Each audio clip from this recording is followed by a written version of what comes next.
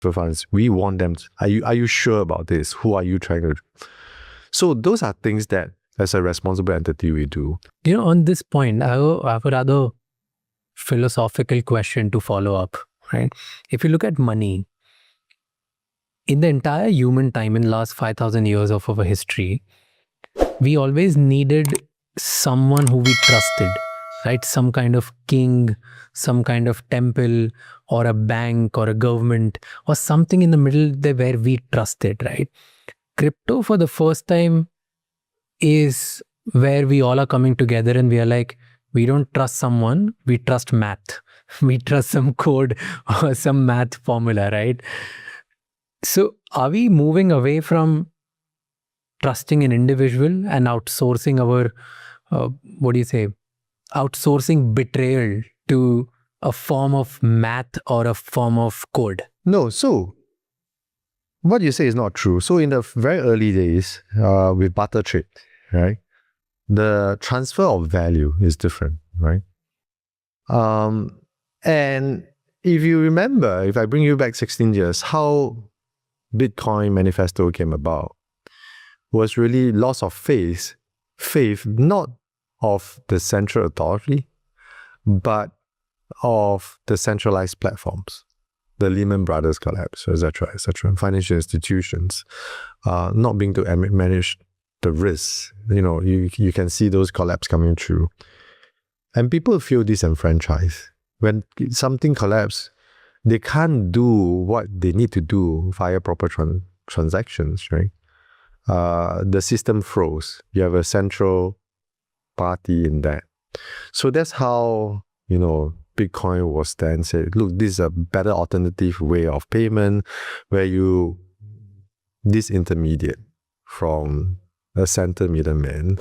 That there's a lot of vagueness and it's opaque. We do not know what is in there. We don't know how they're regulated.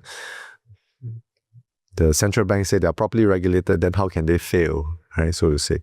So it's slightly different, and that then take root among a group of very early adopters, early believers to say this is way superior. Instead of letting a middleman take 6, 7, 10% of my transfer, why shouldn't I do this using technology which is far superior?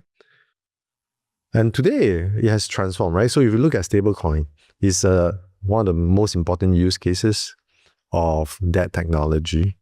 But even the banks are embracing it now. So if you look at global banks like Standard Chartered, HSBC, they say that, we're going to issue stable coins. They've gotten licenses in jurisdiction, including in Hong Kong, to do that.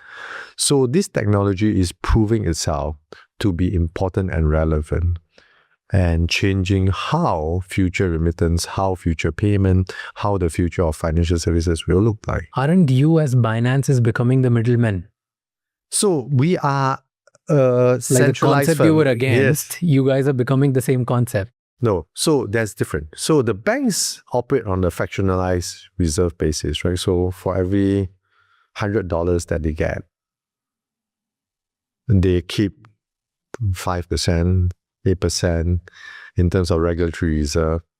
They then lend out the rest of the money, right? So it's about risk management. For us, it's different. Customers' money are 100%.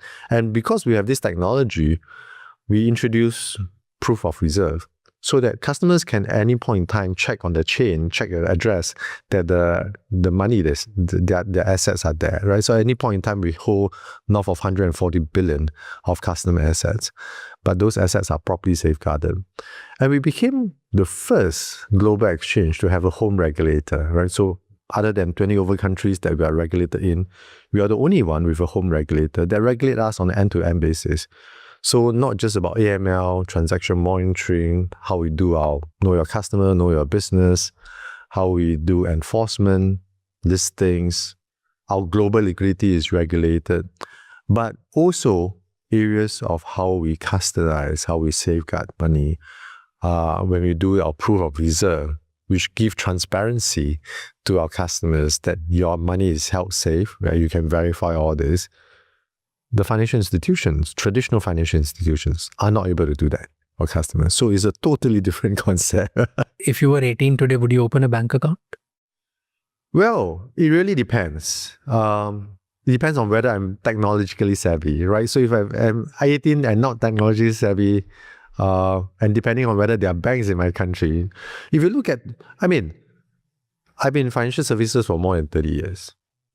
Since day one, central bankers, financial institutions around the world say that we have to bring about greater financial inclusion. But as of today, you have 1.4 billion people around the world with no access to proper payment system, with no access to proper banking system, because financial institutions are making it too expensive, right? They don't want to serve this group of people. So what's the alternative? What's the option? It is crypto. It is blockchain technologies, Bitcoin, right? So I go around the world to many parts of the frontier market, global south, emerging markets, where people come out and thank me, right? And thank Binance, because their life has improved tremendously once they got to know, firstly, crypto, secondly, Binance.